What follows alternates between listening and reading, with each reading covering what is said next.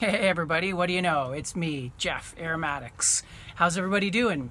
I've been gone for a little while. I'd explain where I've been, but this video might take a little while, so if you're interested, you can just ask in the comments below, or I can do a video on it. It's nothing special. What I have been doing lately, though, is not really smoking a lot of new stuff, but just going through my cellar and smoking a bunch of older stuff. And I've noticed that I've been smoking a lot of, or I've been craving a lot of maple blends. Maybe it's just because it's later in the fall and that's just what I'm craving. But plus, about this time of year, I usually enjoy a good strong burley. So what I've decided to do is put together a video that showcases 5 different maple blends that are tobacco forward. So they're not just your straight maple Cavendishes. There's quite a few of those. This is more of a tobacco that you might find. It has a maple topping, but there's also a good backbone to it. So why don't I start off with what I'm smoking? Well, first of all, I'm smoking it in my newly won Churchwarden, which I won on a contest from Greg Tunnel of Tunnel Take. Thanks a lot. I really enjoy this pipe. It's really comfortable and it's great for walking because you don't have to hold your hand up high if you're not clenching. You know, if you like to hold on to your pipe, you can just kind of hold it by your side while you're going for a stroll. So anyway, what I am smoking in this one is Four Noggins Down by the River. So what this is a burley-based blend that it's a fairly stout burley with a maple type topping, almost a vanilla maple.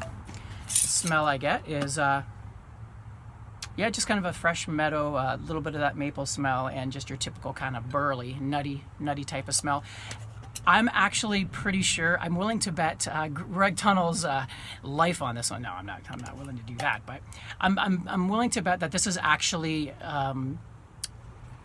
half and half with a maple topping on it, or at least the formula is very similar because it has that kind of cornbread, slightly like with a corn syrup on there, kind of a woody taste, and with that maple on top. So a very good, got a good backbone. You can really taste those, the burleys and that little bit of the Virginia that's in there with that kind of a woody, hay grassy taste. Really good. All right, so my next one, which I'm going to talk about, is Cornell & Deal's Afternoon Delight. So this one is probably the strongest of all the blends, the most tobacco forward.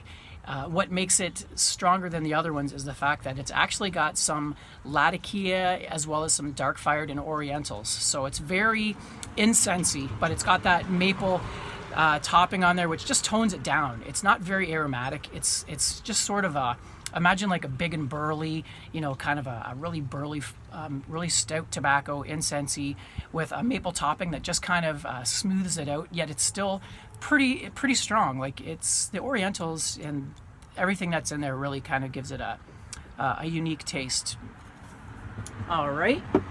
What else have we got here? Similar to that, but if you're not craving something that's as strong, maybe as strong as the Afternoon Delight, but has the same vibe, would be Hearth & Home's Vermont Meat Candy.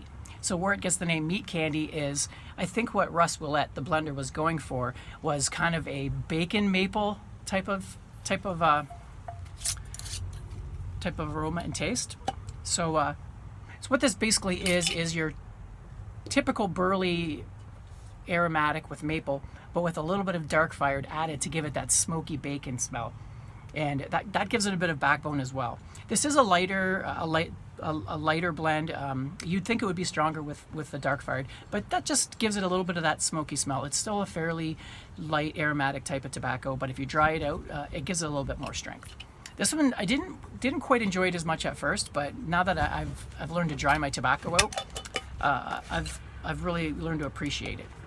Although I personally, when I'm going for this kind of smoky maple, I like the Afternoon Delight myself a little better.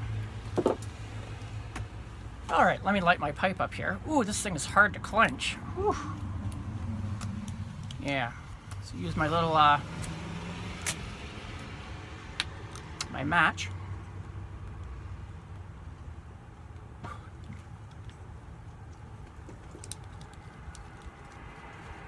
All right, so what do we got left here?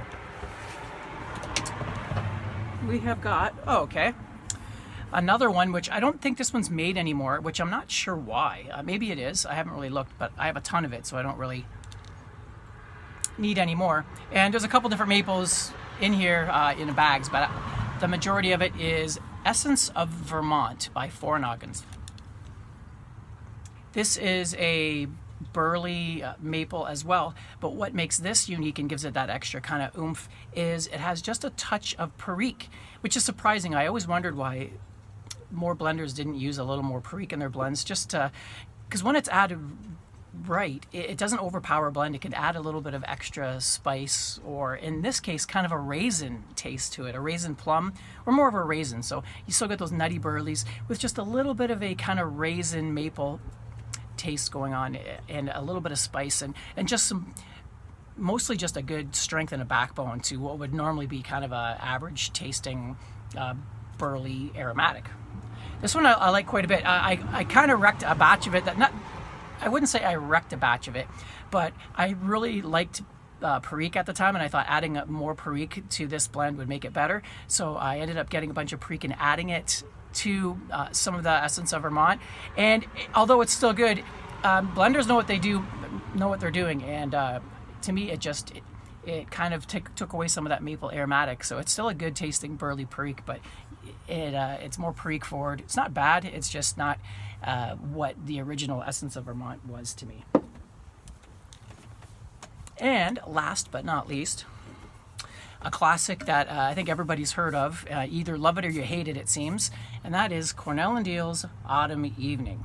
And this one, when I was getting out all the samples to show the pictures of the tobacco, it's the one that the aroma just poof, it's the strongest of all of them. There is no mistaking that this is an aromatic tobacco, but at the same time, the Virginia Cavendish below it, once you learn how to smoke it, it is, to me, it's just fantastic. It's probably my favorite winter blend. Every Christmas, I smoke a lot of this.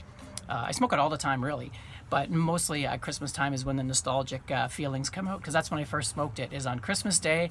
I got my first tin of it, and at first, if you don't know how to smoke it, it can be really cigarette-y. But once I figured it out, after like a year later, I came back to it when I first started smoking it, and it just clicked. I could taste those maple flavors, as well as that really good red Virginia Cavendish, which kind of gets stronger as you smoke it down. And it stops, if you sip it, it's a sipping tobacco. It doesn't get that cigarette-y smell or taste.